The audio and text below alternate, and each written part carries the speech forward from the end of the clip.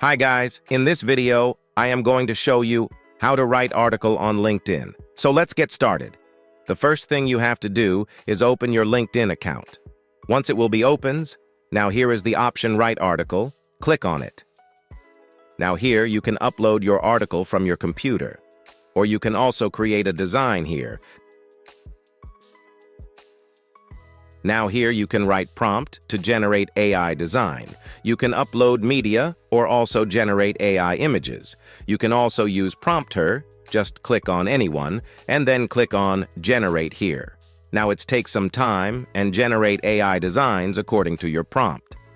Select anyone, and you can also customize that design according to your needs, like customize text, picture, background, and shapes also.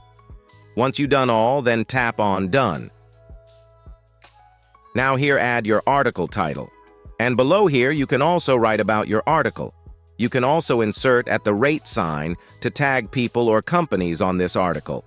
On the top here you can customize your text as bold or italic. You can add link, add media, and more.